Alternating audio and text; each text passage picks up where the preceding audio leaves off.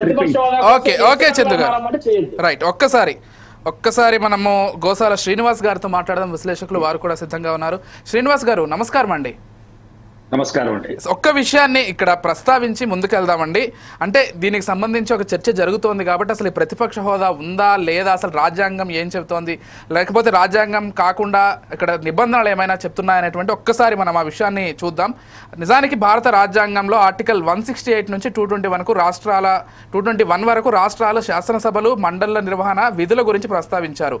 ఏదైనా చట్టసభలో అధికార పార్టీ అధికార కూటమిలో ఉండే పార్టీల తర్వాత పెద్ద పార్టీకి ప్రధాన ప్రతిపక్ష హోదా దక్కుతుంది. అయితే 1977 వరకు కాంగ్రెసే ప్రధానంగా అధికారంలో ఉండేది. కాకపోతే ఆ సంవత్సరం అక్కడ ఓడిపోయిన తర్వాత అప్పుడే చట్టబద్ధత తీసుకొచ్చారు. ఈ ప్రధాన ప్రతిపక్ష హోదాకి సంబంధించి లీడర్ ఆఫ్ అపోజిషన్ పోస్ట్కి అప్పుడే చట్టబద్ధత తీసుకొచ్చారు. దాని ప్రకారం అంటే 1977లో రూల్స్ ప్రకారం లోక్సభ లేకపోతే రాజ్యసభ లేకపోతే ఇక్కడ ఉన్నటువంటి అసెంబ్లీలకు సంబంధించి ఒక రూల్ తీసుకొచ్చారు. రూల్ ప్రకారం ఏంటంటే ఖచ్చితంగా ప్రధాన ప్రతిపక్ష నేత హోదా దక్కాలంటే సభలో ఆ పార్టీకి కనీసం 10% సభ్యులు ఉండాలి. ఏది 1977లో, ఒక్క నిమిషం అండి, 1977లో నిబంధనల ప్రకారం. క్వశ్చన్ వేస్తారు మీరు మధ్యలో చెప్తే, దాన్ని మీరు మధ్యలో మాట్లాడుతుంటే వాళ్ళు క్వశ్చన్ వేస్తారు, మీరు ముందే చెప్పేసి ఉండవలసింది. రైట్, వారు అడిగారు కాబట్టి క్లారిటీకి సంబంధించి నేను చెప్తున్నాను. సో దీని ప్రకారం ప్రస్తుత ఏపీ అసెంబ్లీకి సంబంధించి 10% సీట్లు అంటే 18 సీట్లు ఖచ్చితంగా ఉండాలి. లేదా ఇటు లోక్సభకి సంబంధించి అయితే 55 సీట్లు ఉండాలి. అంటే 1977లో రూపొందించుకున్నటువంటి నిబంధనల ప్రకారం. మీరు ఆగండి లక్ష్మణ్ గారు చెప్పండి. లేదు చెప్పండి, పర్లేదు లక్ష్మణ్ గారు, మీ డౌట్ ఏదైనా ఉంటే చెప్పండి.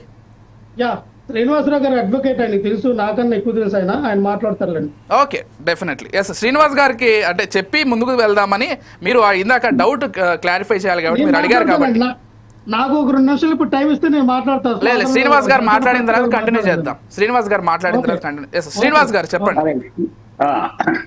ఇప్పుడు ఈవేళ మీరు పిలిచిన డిబేట్ కి నేను విశ్లేషకుడిగానే వస్తున్నా. విశ్లేషకుడు అనేప్పటికీ ఇంకా మీరు ఎవరేం తప్పు మాట్లాడినా నేను ఎత్తి చూపడానికి వీల్లేదనడానికి లేదు. విశ్లేషకుడు కూడా డిబేట్ లో ఒక భాగస్వామి. ఇది కేవలం రాష్ట్ర శాసనసభ విషయం గురించి మాట్లాడుతున్నారు కాబట్టి కాన్స్టిట్యూషనల్ ఆర్గాన్, కాన్స్టిట్యూషనల్ ఇన్స్టిట్యూషన్, దాంట్లో సభ్యులు ఎవరైతే ఎన్నిక కాబడ్డారో కాన్స్టిట్యూషనల్ పర్సనాలిటీస్ వాళ్ళు రాజ్యాంగంలో వాళ్ళ యొక్క స్టేటస్ ని డిఫైన్ చేయబడి ఉంది. కాబట్టి ఇదంతా కాన్స్టిట్యూషనల్ స్ట్రక్చర్ లోనే జరుగుతోంది. రాజకీయాలకు సంబంధం లేని విషయం. రాజకీయాలు మాట్లాడిన నాకు రాజకీయాలకు సంబంధం లేని విషయం. నాకు అదే ఇష్టం ఉండదు. ఏంటి subject is related to constitution and rules and also the democratic pattern. దాని మీద మనం మాట్లాడుకోవాలి. ప్రజలందరూ చూస్తూ కన్ఫ్యూజ్ అయిపోతున్నారు. కన్ఫ్యూజ్ చేయదు, నేను చెయ్యను. ఇప్పుడు మొట్టమొదటి విషయానికి వచ్చేద్దాం. కాన్స్టిట్యూషన్ లో దీని మీద అటువంటి ఏర్పాటు ఏమీ లేదు. అవును, ఏర్పాటు కాన్స్టిట్యూషన్ ఏర్పాటు there must be an arrangement అంటారు. కాన్స్టిట్యూషన్ లో ప్రొవైడ్ చేయాలి. దానికి ప్రొవిజన్ కాన్స్టిట్యూషన్ ప్రొవైడ్స్ అంటాం మేము లీగల్ గా, కాన్స్టిట్యూషనల్ గా. అది రూల్ లో ఉంది అన్నారు. రూల్ అంటే నియమాలు, అసెంబ్లీ నియమాలు అన్నవి కఠినమైనవి ఏమీ కాదు. మనం ప్రతిసారి సమయానుకూలంగా దాని మార్పులు చేర్పులు చేస్తూనే ఉంటాం. ఈవేళ హైకోర్టులో వేసిన రిట్ మీద హైకోర్టులో దాన్ని స్క్రూటినీ చేస్తూ, ఏదైతే రిట్ వేసారో దాన్ని స్క్రూటినీ చేస్తూ మాకు అసెంబ్లీలో ప్రతిపక్ష హోదా కల్పించండి, మేము కొంతమంది సభ్యులతో ప్రతిపక్షాన్ని రిప్రజెంట్ చేస్తున్నాం. అధికార పక్షం కూటమిలో 3 పార్టీలు ఉన్నాయి. అవి ఒక కూటమి. ఆ కూటమి కంటే ప్రభుత్వాన్ని ప్రశ్నించేటంటే అధికార పక్షం, ప్రతిపక్షంలో మేమే ఉన్నాం, మాకు ఆ హోదా కల్పించండి అని వీళ్ళు రిట్ వేశారు. రిట్ ఎక్కడ కూడా కొట్టేలేదు. Writ dismiss, go to hell అని అనలే. నోటీస్ ఇచ్చారు. స్పీకర్ ఆఫీస్ నోటీస్ ఇచ్చారు. స్పీకర్ ఆఫీస్ కి నోటీస్ ఇచ్చిన తర్వాత ఆ నోటీస్ లో ఖచ్చితంగా చెప్తారు అనుకుంటాను. కాన్స్టిట్యూషన్ లో ఎక్కడ చెప్పబడింది ఖచ్చితంగా ఇంత పర్సంటేజే వస్తాయి, ఇదే భాష మాట్లాడతారని నేను ఊహిస్తున్నా, ఆశిస్తున్నా, నమ్ముతున్నా. ఐ బిలీవ్ 10% మెంబర్షిప్ లేదు కాబట్టి వాళ్ళకి కాన్స్టిట్యూషన్ మాట వాడాల్సిందే. కాన్స్టిట్యూషన్ ప్రకారము ఆ 10% లేదు కాబట్టి వాళ్ళకి ప్రతిపక్ష హోదా అడిగే హక్కు లేదు అని ఒక కౌంటర్ అఫిడవిట్ ఫైల్ చేస్తారు. ఫైల్ చేస్తూ అక్కడ విషయాన్ని తెలియజేసి విచారణ త్వరగా అయిపోతే ఈ అసెంబ్లీ రద్దయిలోగానే విచారణ అయిపోవాలండి. అది ప్రజలు కోరుకుంటున్నారు.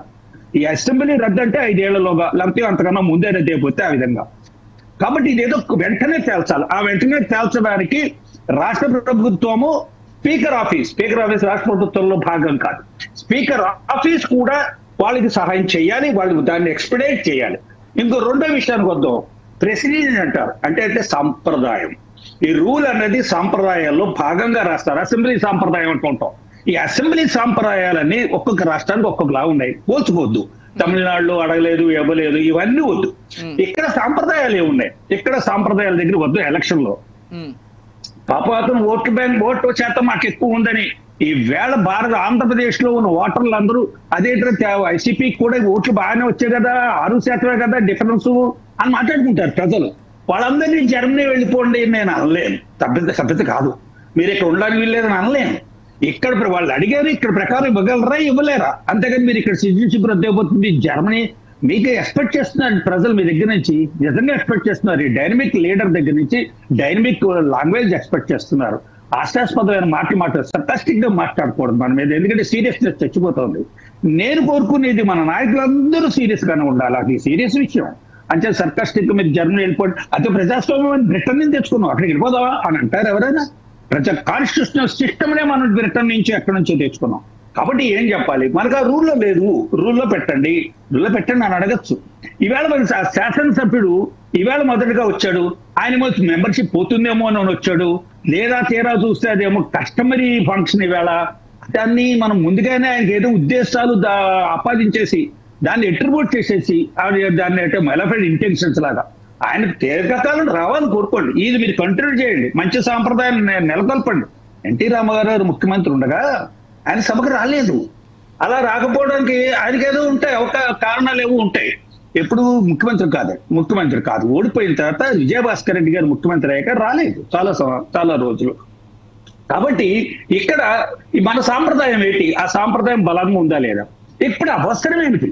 ఎప్పుడు కూడా రాజ్యాంగం చూసేది, చట్టాలు చూసేది అవసరాన్ని ఫిల్ చేయగలమా? గ్యాప్ ఉంది. ఏమిటి గ్యాప్ అంటే వాయిడ్ అంటారు. అసెంబ్లీ నాయకుడు కుప్ప ఎవరైనా మన జగన్మోహన్ రెడ్డి గారు, ఆయన అసెంబ్లీ నియోజకవర్గానికే కాదు నాయకుడు, ప్రతిపక్ష హోదాగా, ఎందుకంటే వైసీపీ నాయకుడు ఫ్లోర్ లీడర్.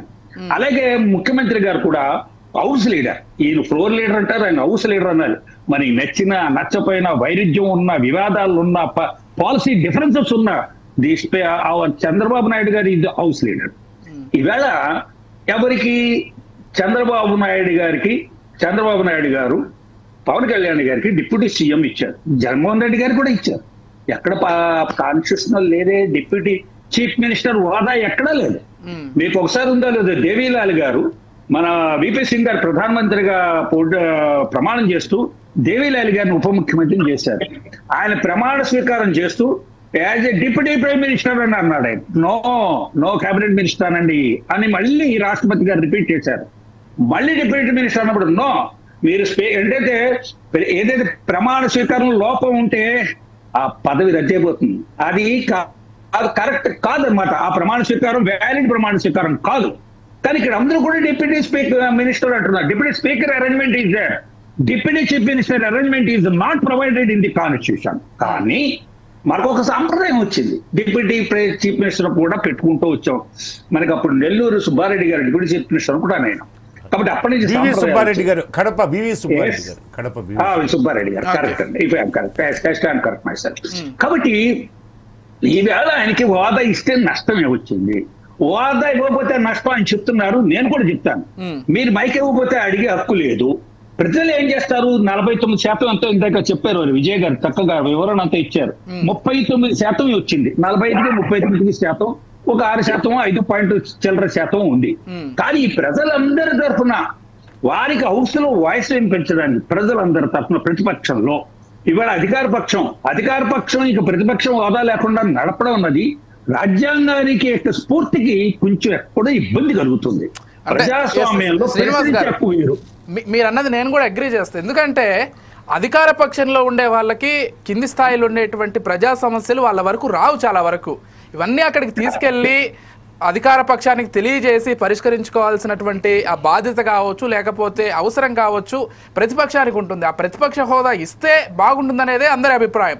సరే, వాళ్ళు టెక్నికల్గా లేకపోతే ఈ రూల్స్ ప్రకారం ఆ రూల్స్ ప్రకారం అని వాళ్ళు చెప్తున్నారు. కాకపోతే ప్రతిపక్షం అనేటువంటి ఒకటి ఉంటే, లేకపోతే ప్రతిపక్ష నాయకుడు ఉంటే ప్రజా సమస్యల్ని అధికార పక్షానికి చేరవేయడంలో చాలా ముఖ్య పాత్ర పోషిస్తారు. రైట్. ఇప్పుడండి నేను ఒక విషయం చెప్తున్నాను. ప్రతిపక్షంలో ప్రతిపక్ష పాత్ర పోషించేవాడు ఎవరో మాట్లాడుతున్నారు అనుకోండి. ఇప్పుడు మేము అడ్వకేట్లు ఉన్నాం అనుకోండి. నేను చేస్తున్న కేసు ఒక నా అపోజిషన్ పార్టీ అడ్వకేట్ ఒక ఆర్గ్యుమెంట్ ఏదో ప్రచారోపణ చేస్తాడు అనుకోండి. నువ్వు కూడా ఇటువంటి కేసు చేసావు కదా, అక్కడ నువ్వేం చేసావు అని ఎప్పుడు అన్నాను. నేను చేస్తున్న కేసు కూడా అతను చేస్తుంటాడు, అతను కూడా నెగ్గు ఉంటాడు, అతను ఇదే పరిస్థితి ఎదుర్కొని ఉంటాడు అని మాకు అన్ని తెలుస్తున్నా నువ్వు మొన్న ఆ కేసు చేసావు, నువ్వు ఇలాగా ప్రవర్తించావు అని మేము అన్నాం. కానీ రాజశేఖర రెడ్డి గారు చీఫ్ మినిస్టర్ ఉన్నప్పటి నుంచి మనకి రోసాయి గారు లేచిపోయి తెలుగుదేశాన్ని నువ్వు చేసినప్పుడు ఏం చేస్తావు, నువ్వు చేసినప్పుడు ఏం చేస్తావు, ఇది కరెక్ట్ సాంప్రదాయం కాదు. అది తెలుగుదేశం అయినా, కాంగ్రెస్ అయినా, వైసీపీ అయినా ఎప్పుడు ఈవేళ ప్రశ్నిస్తున్నాను. ఈవేళ సంఘటన మీద నేను ప్రశ్నిస్తున్నాను. హోదాలో ప్రజలు నన్ను నిర్ణయించారు. ఇప్పుడు నా పాత హోదా ఎందుకు, నీకు పాత చరిత్ర ఎందుకు? అది ప్రెసిడెంట్ కాదు. గతంలో తప్పులు చేస్తుంటే అది ప్రెసిడెంట్ అవ్వదు అంటే సాంప్రదాయం అవదంటున్నాను నేను. ఇప్పుడు కూడా ప్రశ్నించే హక్కు ఎందుకు కావాలంటారంటే, మీకు ఒక విషయం చెప్తాను ఇక్కడ నేను. గతంలో మొన్న ఒక మాజీ చీఫ్ జస్టిస్ ఆఫ్ ఇండియా ఒక అనధికారికమైన సమావేశంలో మాట్లాడుతూ అయినా కేంద్ర ప్రభుత్వం పార్లమెంట్ లో చట్టాలు చేసేప్పుడు సరైన చర్చలు జరగట్లేదు కాబట్టి ఆ చట్టాలు లోపభూయిష్టంగా ఉంటున్నాయి, మేము తీర్పులు చెప్పేప్పుడు తలనొప్పి వస్తోంది అన్నారు. అదే చాలా పెద్ద అది ప్రస్తుతం ఆవేళ అలా మాట్లాడడం. కానీ వాళ్ళు చెప్తున్నా, ఒకవేళ చట్టాల్లో సరైన చర్చ జరగలేదని మీకు అనిపిస్తే కారణం ఏమిటో తెలుసుకుని దాన్ని ఆ విధంగా మీరు డైరెక్షన్ రిట్ ఆఫ్ మెండమాస్ అలా ఉంటుంది కదా, మీరు ఒక డైరెక్షన్ ఇచ్చి ఉండవలసింది, ఆదేశాన్ని ఇచ్చి ఉండవలసింది. మీరు చట్టసభల్లో చట్టాల మీద చర్చ సక్రమంగా జరగాలి, ప్రతిపక్ష నాయకుడికి సరైన సమయం ఇవ్వాలి, ప్రభుత్వం చేసిన తప్పులు నేను. ఇంకెప్పుడు అధికార పక్షంలో ఎవరైనా ప్రశ్నిస్తున్నారంటే ఎవరు ప్రశ్నించట్లా. ఎప్పుడో మనకి నెహ్రూ గారు ప్రైమ్ మినిస్టర్ ఉండగా అధికార పక్షం నుంచి కూడా ప్రశ్నించిన వాళ్ళ నాయకులు ఉన్నారు. అవి ఉన్నాయి, పుస్తకాలు ఉన్నాయి. ఎందుకు లేవండి? విద్యాశాఖకి సరైనటువంటి నిధులు ఇవ్వలేదని అప్పటి విద్యాశాఖ మంత్రి సొంత అధికార పక్షాన్ని ప్రశ్నించారంట. మీకు ఎందుకు అప్పుడు చాలా కృపలాని గారు కానీ లేకపోతే పెద్ద పెద్ద నాయకులు ఉండేవారు. అలాగే మీకు ముఖర్జీ గారు ఉండేవారు బెంగాల్ నుంచి. తమ శాఖల గురించి వాళ్ళు పోరాడే వాళ్ళంట. తమ శాఖ